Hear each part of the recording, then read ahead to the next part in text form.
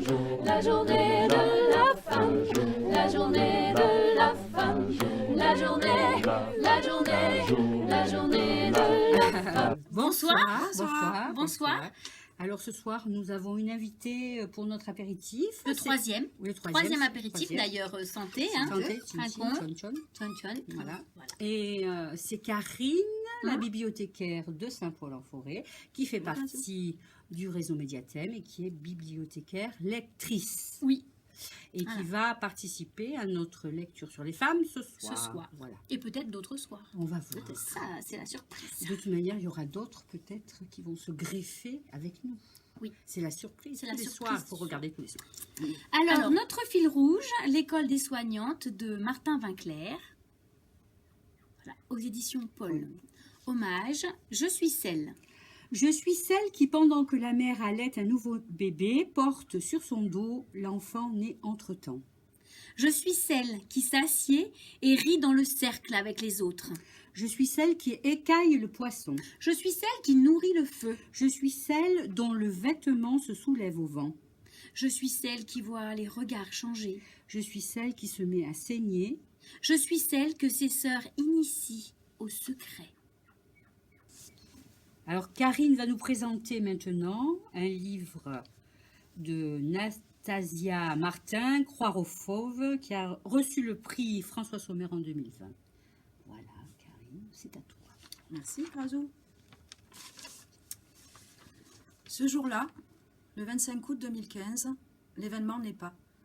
Un ours attaque une anthropologue française, quelque part dans les montagnes du Kamtchatka. L'événement, un ours et une femme se rencontrent et les frontières entre les mondes implosent. Non seulement les limites physiques entre un humain et une bête, qui en se confrontant ouvrent des failles sur leur corps et dans leur tête. C'est aussi le temps du mythe qui rejoint la réalité, le jadis qui rejoint l'actuel, le rêve qui rejoint l'incarné. Je suis dans la neige au bord de la rivière Isha. À propos de ce qui me révolte donc. Lorsque Daria dit que les ours, en me rendant saine et sauve au monde des humains, leur ont fait un cadeau, l'ours et moi devenons une fois de plus l'expression d'autre chose que nous-mêmes. L'issue de notre rencontre parle aux absents, parle des absents. Je me creuse la tête en essayant de voir l'eau qui coule sous la glace. C'est difficile parce que la couche est épaisse. Je me dis, un ours et une femme. C'est trop gros comme événement, trop gros pour ne pas être réassimilé illico dans un système de pensée ou un autre, trop gros pour ne pas être instrumentalisé par un discours particulier ou en tout cas s'y intégrer.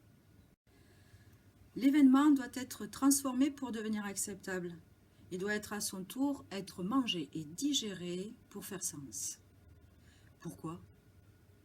Parce que ça est trop terrible à imaginer, parce que ça sort du cadre de l'entendement de tous les cadres, même de ceux des chasseurs évènes au fond d'une forêt au Kamtchatka. Puisque c'est ainsi, puisque je vais nécessairement être forcé dans le cadre des uns et des autres comme un triangle dans un rond ou un rond dans un carré, il faut que moi, pour ne pas devenir le carré ou le rond que je ne suis pas, j'arrive à suspendre mon jugement. Car c'est pour moi qu'il a surgi. C'est pour lui que je suis apparue. C'est dur de laisser flotter le sens, de se dire je ne sais pas tout au sujet de cette rencontre, je laisse les désirata présumés du monde des ours de côté, je fais de l'incertitude un cadeau. Ce qu'il faut, c'est donc réfléchir autour des lieux, être et événements protégés d'une ombre et entourés d'un vide, à la croisée de ces nœuds d'expérience que les schémas relationnels échouent à englober, ne parviennent pas à structurer. Voilà notre situation actuelle à l'ours et à moi. Être devenu un point focal dont tout le monde parle mais que personne ne saisit. C'est précisément pour cette raison que je ne cesse de trébucher sur des interprétations réductrices, voire triviales, si aimantes soient-elles, parce que nous sommes face à un vide sémantique, à un hors-champ qui concerne tous les collectifs et qui leur fait peur. D'où l'empressement des uns et des autres pour coller des étiquettes, pour définir, délimiter, donner une forme à l'événement. Ne pas laisser planer l'incertitude à son sujet, c'est le normaliser, pour le faire entrer coûte que coûte dans le collectif humain. Et pourtant, l'ours et moi parlons de liminarité, et même si c'est terrifiant, personne n'y changera rien. Bravo, Karine. Alors pour terminer, un petit poème, voilà, parce que la poésie, ça allège toujours tout. Donc c'est Terre de femmes, 150 ans de poésie féminine en Haïti. Édition Bruno Doucet. Voilà. Et nous allons lire un poème de Marie-Marcelle Ferjuste, qui est donc haïtienne. Je m'ensevelis dans le sable blanc comme les huîtres s'y engloutissent, pendant que pleurent les écrevisses et se courbent les flamboyants. Dans le va-et-vient des lames, je regarde le bleu de la mer où monte un doux paternostère, tandis qu'arrivent les rames. À l'ombre des cocotiers, au loin, je vois naviguer les voiliers quand le sable descend le soir. Au fur et à mesure, au gré des flots, le sable blanc devient noir, très noir, et l'univers se ferme sur mon visage. Et bien voilà, On a terminé. terminé C'est pour fini. notre troisième apéritif. Merci Voilà. Karine d'être Merci les venue. filles. Et puis on se retrouve demain, même heure. Même endroit, sur notre chaîne YouTube. Bibliothèque de Calian, Bravo, à 18h, 18h. pour le numéro 4.